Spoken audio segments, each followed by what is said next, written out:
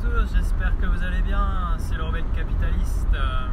Aujourd'hui, je me proposais de commenter la chute du prix du baril début juillet 2022 parce que il me semble que c'est un événement assez important quand vous avez quand même de la volatilité en intraday, c'est-à-dire sur un seul jour de plus de 10 $ sur le prix du baril. C'est quand même énorme. Vous vous rendez compte un peu la profondeur du marché pétrolier. Et malgré cette profondeur, vous avez des mouvements qui amènent à faire baisser ou même augmenter sur une même journée en fait le prix du baril dans une fourchette de plus de 10 $, c'est-à-dire plus de 10% de son prix. C'est quand même incroyable. Donc ça veut dire qu'il y a quand même des forces très importantes qui sont à l'œuvre. Il y a un combat, il y a de la volatilité entre différents acteurs, entre différentes façons d'appréhender la réalité économique. Et donc je me proposais de vous en parler.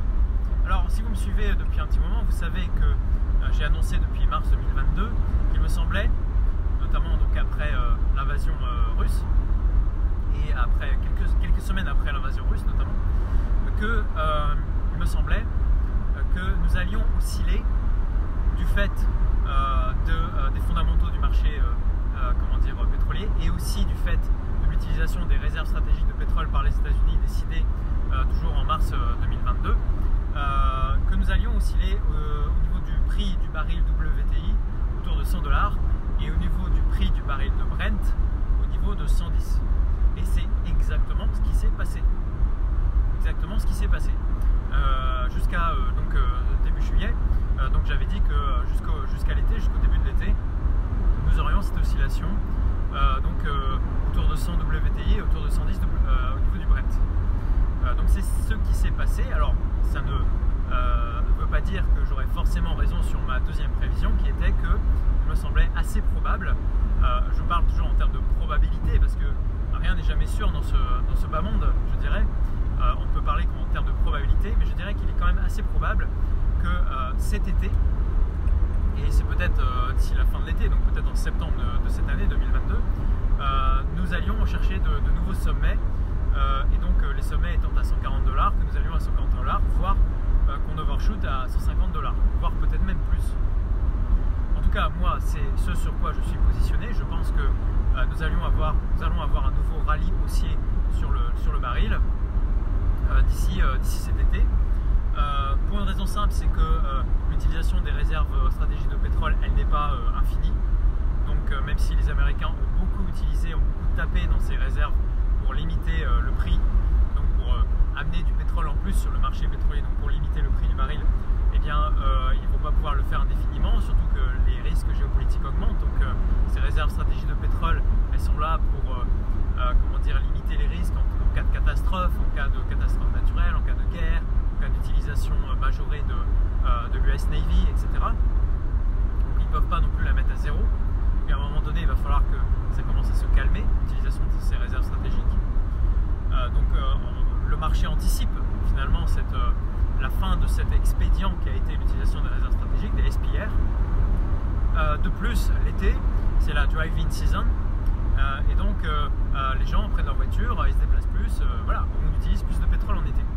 Et donc toute la question aujourd'hui est de savoir si cette drive-in season de 2022 va utiliser autant de pétrole que celle de 2021 ou de 2019, pardon. On met 2022 à côté parce que 2022 c'était assez particulier. De 2020 de côté parce que 2020 était assez particulier, pardon. Et donc pourquoi le baril a baissé début juillet, même fin juin aussi 2022. Alors bon, vous avez des éléments ponctuels, mais je dirais que malgré tous les facteurs haussiers, et je vais d'abord commencer par ça, quels sont les facteurs haussiers qui contrarient cette baisse du pétrole? Et pour moi, ils sont nombreux, et c'est pour moi ce qui justifie le fait que cette baisse du baril de pétrole ne va être que temporaire, et que c'est une mauvaise appréciation du marché, en tout cas une surréaction du marché. Quels sont les éléments haussiers? Aujourd'hui, eh bien, les éléments haussiers au niveau du pétrole, en partant des plus fondamentaux, des plus long terme, des plus structurels, en allant jusqu'au plus court terme et au plus contingent et conjoncturel, eh bien, du plus structurel au conjoncturel, je dirais que le plus structurel, c'est l'inflation, la création monétaire. Vous avez beaucoup de monnaie par rapport à une quantité de pétrole qui est relativement stable. Donc, normalement, la quantité, le pétrole doit être plus cher. Vous avez avez aussi au niveau des éléments structurels, eh bien, le sous-investissement chronique, le super cycle pétrolier qui a amené un sous-investissement au niveau des infrastructures pétrolières, de la prospection, des géologues, enfin bref, de toute la chaîne pétrolière depuis 20 ans, depuis 15-20 ans, on sous-investit dans le secteur. Donc ça, c'est pas parce qu'on va se mettre un petit peu à surinvestir 6 mois qu'on va régler ce problème. On ne va pas rattraper 20 ans de sous-investissement en un an, d'autant plus que nos gouvernements restent encore très réticents aux énergies dites non renouvelables, aux énergies, aux hydrocarbures, etc. Donc il y a toujours de la surréglementation, ça ne s'arrête pas. Et en plus de ça, donc, vous avez de la volatilité sur le prix du baril qui amène les acteurs à se méfier. Vous avez eu l'épisode de 2020, on a eu des prix négatifs sur le baril. Et tout ça, évidemment, ça met en insécurité les investisseurs qui n'ont pas tendance à beaucoup surinvestir, même si les prix du baril ont augmenté récemment. Au niveau un peu moins structurel et un peu plus conjoncturel, vous avez aussi la défiance de l'OPEC et voire même de l'OPEC plus par rapport à l'Occident. L'OPEC plus, c'est l'OPEC plus la Russie notamment. La Russie évidemment est en guerre contre l'Occident, donc là je ne développe pas. On va pas avoir tendance à faire beaucoup d'efforts pour l'Occident, donc à pomper plus. Mais aussi le problème c'est les pétromonarchies, notamment les Saouds, qui sont en situation quand même de défiance vis-à-vis de l'administration américaine et de l'administration Biden, qui n'a pas arrêté de taper sur les Saouds depuis des années finalement, même quand ils étaient dans l'opposition, quand Donald Trump était là, les Saouds c'était les méchants, etc. Donc c'est difficile maintenant de dire aux Saouds, quand vous êtes démocrate américain, non mais vous êtes nos amis, on veut bien s'entendre, faites un effort pour nous s'il vous plaît, pompez plus. Bon, les Saoudiens ne vont pas faire confiance comme ça, ne vont pas donner un chèque en blanc aux Américains et commencer à pomper plus, d'autant plus qu'à côté de ça, ceux qui récupèrent les Saoudiens, ce sont les obligations américaines qui sont de moins en moins intéressantes du fait de l'inflation. Donc les Saouds, il est peu probable qu'ils pompent plus. Et alors la question se pose actuellement, mais c'est très difficile de savoir parce que honnêtement, avec notamment le secteur de l'uranium, le secteur du pétrole, c'est un secteur particulièrement opaque, notamment pour ce qui concerne l'état réel des réserves de pétrole, l'état du sous-sol. Et vu que en fait l'OPEC, notamment par geste de bonne volonté, a décidé d'augmenter ses quotas en juillet et août 2022 pour justement faire face à cette dry-it season, à la tension au niveau de l'offre de pétrole par rapport à la demande qui est supposée augmenter en été. Bon, ils ont augmenté les quotas temporairement, ils ont dit ok, nos quotas ils sont ce qu'ils sont depuis 2021, on va juste augmenter un petit peu nos quotas, on va passer de 600 à 400, de 400 pardon, à 600 millions de barils par jour, de juillet à août. Voilà. Mais en fait, ce dont on se rend compte, c'est qu'ils ont beau augmenter leurs quotas, en fait, ils n'arrivent même pas à remplir effectivement les quotas précédents, qui étaient plus bas, aux alentours de 400. Et donc, ils peuvent bien les augmenter, ces quotas, mais ça ne change rien. Ils n'arrivaient déjà pas à remplir les quotas précédents, qui étaient plus faibles, alors comment vont-ils remplir les quotas actuels, qui sont plus élevés encore? Donc, c'était une mesure symbolique, de bonne volonté, disons, mais c'est quand même peut-être la réponse du berger à la bergère, c'est-à-dire que les Américains n'ont pas beaucoup confiance aux Saoudiens, mais les Saoudiens, donc ils ne veulent pas passer pour les gros méchants, n'ont pas forcément beaucoup confiance non plus aux Américains, donc par geste de bonne volonté, ont décidé d'augmenter les quotas, mais en fait ça n'a eu aucune incidence sur le marché pétrolier. Aucune. Et donc la question se pose de savoir quel est l'état vraiment quel est l'état réel, des réserves de pétrole saoudiennes. Est-ce que même s'ils voulaient pomper plus, ils pourraient le faire? La question n'est pas évidente. Au niveau, autre élément, au niveau de l'Iran, eh bien l'Iran a bientôt la bombe, qu'on voit mal comment on pourrait arriver à un accord iranien qui permettrait de débloquer le pétrole iranien. D'autant plus que là aussi, il faudrait énormément de capitaux pour relancer l'industrie pétrolière iranienne. Donc même s'il y a un accord iranien, malgré le fait que les Iraniens ont potentiellement déjà la bombe, en fait, ils ont assez d'uranium enrichi pour la faire, donc ils ont quasiment la bombe en fait. Ils ont surmonté la principale difficulté qui est d'enrichir l'uranium. Et bien si malgré ce fait, nous avons un accord iranien et qu'il y a des capitaux qui arrivent en Iran, eh bien il va falloir beaucoup de temps, il va falloir au moins 2 ans pour que les Iraniens vraiment commencent à produire plus de pétrole. Donc là aussi, vous avez un élément baissier sur le pétrole, quoi. Je veux dire, c'est pas parce qu'on a un accord sur l'Iran qu'on va avoir plus de pétrole iranien dans les 6 mois. Non, il va falloir attendre bien plus longtemps. Même chose sur le Venezuela. Aujourd'hui, vous avez aussi, donc on passe plus à un niveau conjoncturel, contingent et court terme. Vous avez le chaos en Libye qui provoque des disruptions massives au niveau de l'industrie pétrolière libyenne. Vous avez les grèves en Équateur qui ont diminué quasiment par 2 la production de l'Équateur. Alors là, c'est revenu parce que la grève s'est terminée. Mais quand même, pendant ce temps, vous avez eu tant que ça de moins de pétrole sur le marché. Vous avez les grèves au niveau de la Norvège qui diminue encore la production de pétrole. Enfin bref, vous avez toute une instabilité géopolitique, économique et sociale sur l'industrie pétrolière qui fait que non seulement on est sous-investi, mais en plus de ça, on ferme ce qui existe parce qu'il y a des grèves, parce qu'il y a des mouvements politiques, parce qu'il y a des guerres qui font que voilà, on n'est pas capable de produire plus. Même chose en Afrique, au Nigeria, etc. On se rend compte que tous ces pays voudraient produire plus, mais ne peuvent pas produire plus. Le pétrole, ce n'est plus comme au début des années 1900. Il ne suffit pas de faire un trou pour que le pétrole jaillisse. Là aujourd'hui, il faut aller chercher plus profond, il faut aller chercher dans un endroit plus difficile. Or aujourd'hui aussi, du fait que le pétrole, l'industrie pétrolière, c'était mal. Oui, c'était mal, voilà. L'industrie pétrolière, il ne faut pas aller travailler là-dedans. Donc on a produit moins de géologues, on a formé moins de techniciens, d'ingénieurs dans l'industrie. Et donc, ils ne peuvent pas être partout ces gens-là. Et donc on se les arrache, notamment au Texas. Les Américains préfèrent former des jeunes qui vont aller à Wall Street, qui vont faire des algos à Wall Street, plutôt que de trouver du pétrole, d'être ingénieur, de mettre les mains dans la terre, dans le cambouis, dans la technique. Et donc ça se paye, donc ils sont obligés d'importer des gens de partout dans le monde pour faire venir des prospecteurs dans le Texas, notamment l'Oklahoma aussi. Mais c'est une ressource qui est limitée, qui donc ne va pas travailler ailleurs, notamment au Nigeria, en Afrique, etc. Donc, voilà. Alors là-dedans, vous voyez quand même énormément d'éléments haussiers pour le pétrole. Et vous allez dire, mais ok, mais dans ce cas-là, pourquoi le pétrole, le prix du baril a autant diminué fin juin et début juillet 2022? Et c'est une excellente question, je vais vous dire. Voilà.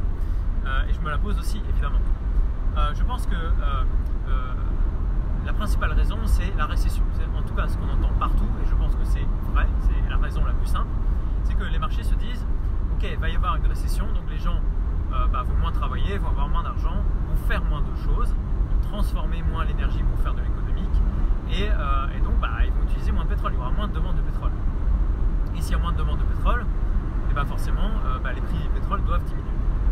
Et je pense que là, il y a une erreur fondamentale, que j'ai d'ailleurs pu esquisser aussi dans la vidéo Actu sur l'once d'or, qui était passée et qui est repassée d'ailleurs aussi début juillet sous les 1800 $ l'once d'or. Et j'expliquais dans cette vidéo, et je pense que pour le pétrole c'est la même chose, même explication entre l'or jaune et l'or noir, c'est que il y a une incompréhension sur les phénomènes basiques d'inflation. Parce que on a pris des mauvaises habitudes depuis 40 ans, on n'a plus d'inflation, donc on ne sait plus réfléchir sur l'inflation. Et on perd de vue, on perd à l'esprit ce qui drive principalement, ce qui pilote principalement l'inflation. Donc on dit qu'il va y avoir une récession et donc ça va baisser les prix. Mais comme je disais dans cette vidéo sur l'or, la récession ne fait pas baisser l'inflation, elle l'augmente. Parce que vous allez avoir toujours à peu près une même quantité de monnaie pour moins de produits. En l'occurrence, ici, les produits, c'est l'énergie, c'est le pétrole. L'économie, c'est de l'énergie transformée, c'est du pétrole, donc le pétrole est le centre de l'économie, je ne cesse de le répéter. Mais si vous avez toujours la même quantité de pétrole et plus de monnaie, que vous ayez une récession ou pas, peu importe, vous allez avoir une augmentation du prix du pétrole, vous allez avoir de l'inflation. La récession n'est pas, ne provoque pas une baisse du prix du pétrole, ne provoque pas non plus une baisse de la production de pétrole. C'est l'inverse qui se passe, c'est la baisse de la production, en tout cas la stabilité, la stagnation de la production de pétrole qui provoque la récession. Et donc vous voyez bien que si vous avez une production, une quantité de biens, en l'occurrence ici le pétrole, qui baisse ou qui stagne, et qu'à côté de ça, votre quantité de monnaie continue à augmenter puisque vous avez toujours les taux réels négatifs qui sont décidés discrétionnairement par la Fed notamment, eh bien vous avez toujours plus de monnaie pour toujours moins de produits, donc le prix de votre produit doit augmenter. MV égale PQ. Si votre masse augmente, votre masse monétaire M augmente, et si Q, la quantité de biens, diminue ou stagne, eh bien P doit compenser. MV égale PQ. Donc les prix P doivent augmenter. Donc aujourd'hui, je pense que nous sommes dans un phénomène psychologique, de la psychologie collective sur les marchés, que les marchés font une mauvaise appréciation du phénomène d'inflation, font une mauvaise appréciation des dynamiques d'inflation, et donc se disent on va avoir une récession, donc les gens vont moins consommer de pétrole, donc les prix vont baisser. Et quand vous avez une majorité d'investisseurs qui commencent à se dire ça, eh bien les prix baissent effectivement, puisque vous avez une prophétie autoréalisatrice qui se crée. Je pense que c'est une aberration court terme de marché, je pense que c'est une erreur, et de fait, je pense que vous créez une distorsion entre le prix et la valeur, entre le prix du baril et sa valeur réelle. Je pense qu'aujourd'hui, le prix du baril n'est pas à sa valeur actualisée, qui sera celle de demain, et donc je pense que c'est une opportunité d'achat. Voilà, pour parler clair. Alors je peux vous donner des noms d'entreprises. Vous avez Vermilion par exemple, Vermilion qui intervient en Europe, qui est une assez belle entreprise, mais je me méfie quand même des entreprises qui jouent sur le gaz en Europe. Je me méfie plutôt de l'Europe, disons, je préfère m'en tenir éloigné. Vous avez par exemple Meg Energy, qui est une entreprise canadienne qui est donc sur les hydrocarbures au Canada, qui me semble assez intéressante. Mais alors, encore une fois, je vais vous donner tous les noms de sociétés possibles et imaginables. Vous avez aussi Exxon ou Shell, les grosses sociétés, parce qu'à un moment donné, ce qui compte, c'est aussi de détenir la ressource. Donc plus vous êtes gros, plus vous détenez de ressources, plus vous avez de pétrole. Donc si votre pétrole s'inflate avec l'inflation, voilà, vous avez de bons résultats. Vous soyez gros ou petit. Mais évidemment, les petites capitalisations comme Meg Energy ont tendance à être plus nerveuses. Le marché est plus réduit, donc dès que vous avez des investisseurs qui décident d'intervenir sur cette action, évidemment, elle a tendance à être plus réactive, à monter plus. Et en début juillet, elle a diminué aussi plus que les autres. Voilà, forcément. Mais je ne vais pas m'attarder là-dessus parce que, premièrement, je ne vous donne pas de conseils. Je vous dis simplement, voilà, Meg Energy a baissé, peut-être qu'elle augmentera, peut-être, voilà. En tout cas, moi j'en ai racheté début juillet. Encore une fois, au niveau de l'investissement, vous pouvez dire le qui, et le qui, là en l'occurrence c'est Meg Energy, et encore, le qui, ce n'est pas juste un nom d'entreprise. Répondre à la question qui, c'est aussi répondre à qui est derrière cette entreprise, qui manage, qui est l'équipe, qui sont les insiders, etc. Donc c'est une question plus difficile que simplement donner un nom. Et quand vous avez répondu à qui, vous n'avez pas répondu à où, quand et comment. Vous n'avez pas répondu à cette valeur est sous-évaluée parce que de telle façon, parce que ceci, parce que cela. Vous n'avez pas répondu non plus à la question quel est l'objectif de vente. Vous n'avez pas répondu à tout un tas de questions essentielles, même le où, le Canada. Ok, le Canada, qu'est-ce que ça veut dire? Quelle est la sécurité juridique au Canada? Quelle est l'évolution du Canada? Quelles sont les réglementations au Canada, etc. Donc c'est pour ça que ne vous fiez pas, je vous les donne comme ça à titre d'illustration, mais ne vous fiez pas simplement aux gens qui vont vous donner des noms d'entreprise. C'est extrêmement casse-figure, si je peux dire comme ça, parce que vous n'aurez pas l'essentiel. L'essentiel, c'est pas juste le nom de l'entreprise, l'essentiel, c'est qu'est-ce qu'il y a derrière, quelle est la valeur, quels sont les gens derrière, quelle est la dynamique derrière, quels sont les catalyseurs qui vont permettre de propulser l'entreprise, quel est votre horizon temporel, etc., etc., etc. Voilà.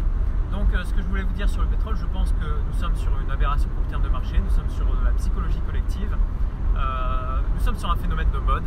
Voilà, on n'arrête plus de parler de la récession, alors que la récession, on savait que dès le premier trimestre 2022, on était en plein dedans. Et ben voilà, il a fallu attendre le deuxième semestre 2022 pour qu'on commence à en parler vraiment. Voilà, c'est les marchés, c'est comme ça. Vous avez des phénomènes auto-entretenus, auto-réalisateurs, la psychologie des foules. Qu'est-ce que vous voulez que je vous dise? C'est là-dessus, quand on comprend les sous-jacents, on comprend la mécanique sous-jacente, qu'on peut intervenir et profiter justement de ces aberrations de marché. Voilà, je vous souhaite une très bonne journée, portez-vous bien, n'hésitez pas à liker, à vous abonner. J'ai un Tipeee aussi si vous voulez me soutenir et j'ai un compte Twitter aussi où je mets quelques actualités. Ciao!